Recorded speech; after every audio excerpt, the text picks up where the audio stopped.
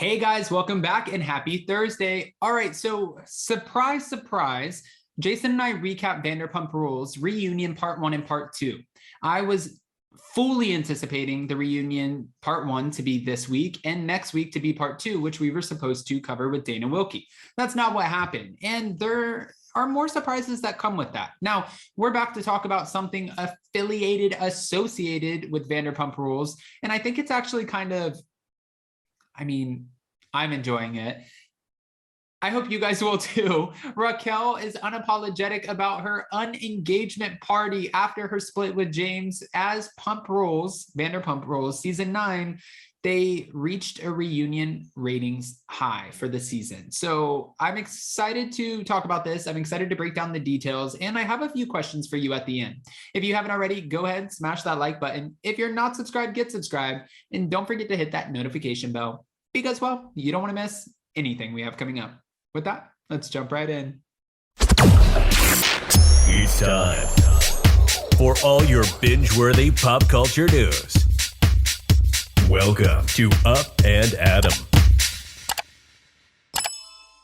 All right, guys, so according to Reality Blurb, and I'm living for this article, Raquel Leviss celebrated her split from DJ James Kennedy earlier this week with an unengagement party. This reminds me of the divorce party that Kenya Moore threw for Phaedra Parks.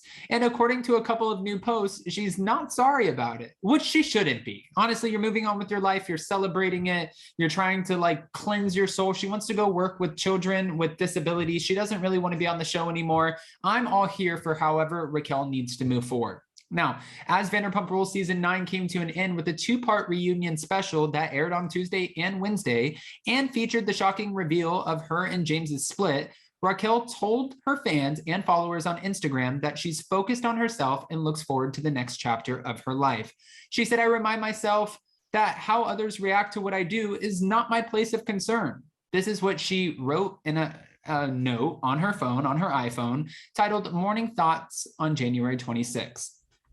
It continues, "Trying to change others' perception of me is a form of control. Some people will think what I did last night was badass, while others may think it was cruel and heartless. I did what I did to support my needs and my needs only. I'm learning how to not feel remorse for putting myself before others."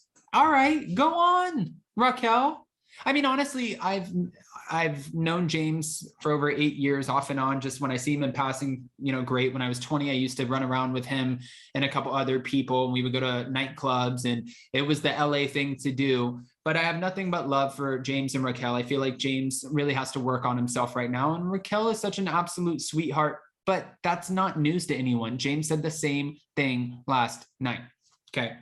Then in her next post, which included a video shared by Sheena from the show of Raquel popping an engagement ring balloon at her party, Raquel said she had no regrets about the bash.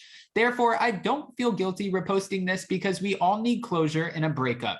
Tomorrow, I will finally be able to turn a new leaf and continue creating the life I want to live with healthy thoughts surrounded by people that I love." Hey, Raquel. We're here for it. In other Pump Rules news, the season 9 ended on a major high with nearly 900,000 viewers tuning in to the first installment of the 2-part reunion on Tuesday night. As revealed by TV Deets on Twitter, the 16th episode of the season received 883,000 views, including 0.27 of the key demographic, which marked a season high for the Bravo reality series. All right, TV Deets coming through. Now, as fans may recall, Pump Rules Season 9 premiered to just 637,000 viewers with just 0.21 of the key demographic in September of 2019, which was down about 50% from Season 8, which premiered to 1.272 million viewers in January of 2020.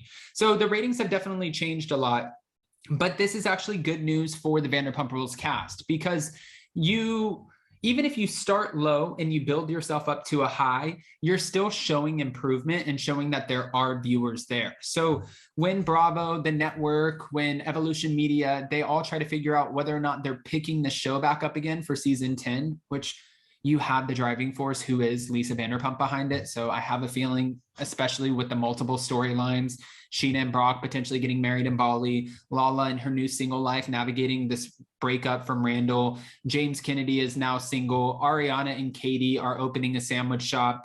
Tom, they're opening Shorts and Sandy's, and we don't know what's going to happen with that. And everyone wants to know what it looks like.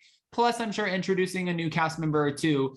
There's a lot happening here, and enough, even more than what they started season 8 with, which means they will most likely, or season 9 with, I'm sorry, they will most likely have a season 10. I can definitely see it happening.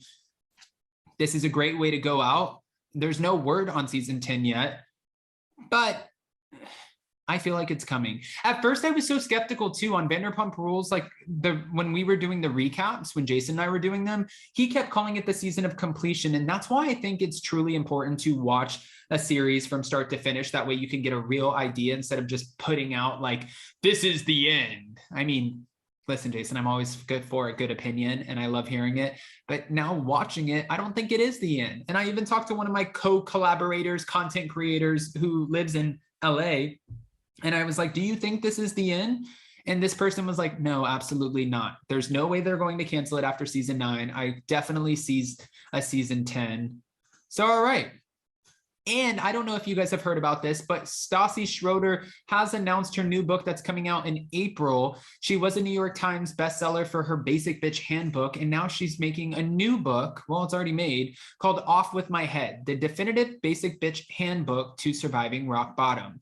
She was inspired in the photo shoot of her book by Marie Antoinette, and she said, you know, this is kind of my way to explain what it was like for me to lose everything, for me to hit rock bottom, to learn from my actions and learn from my words and realize what those consequences look like. And if this book can help anyone or, you know, just entertain you with my life just kind of going to shambles, then I guess she feels like she did her job. I think at this point she had a PR crisis, a crisis PR firm who was trying to help her restore and rebuild her career. She was kicked off the show. She lost her podcast. She lost her podcast tour. She lost all endorsements. She lost all brand ambassador, anything that she had, which rightfully so. You called the cops on one of your cast members and posted outlandish shit. I understand, but now this looks like her way of trying to come back to the show. And I even asked this morning on my live, is that something that people will be open to? And I was shocked. Some people were like, no, absolutely not. And some people were saying, you know, if anybody can come out of being canceled and learning from their actions, maybe it's Stassi. I actually don't know. And I would love to hear your opinions. We'll see what she has in that book. That book's going to be interesting to say the least. With that, go ahead and comment below. Give me your opinions and please be unfiltered. Do not hold back. And in the meantime, if you guys haven't already, go ahead, smash that like button. If you're not subscribed, get subscribed. And don't forget to hit that notification bell. Guys, I love you so much and I will see you so very soon. Bye, guys.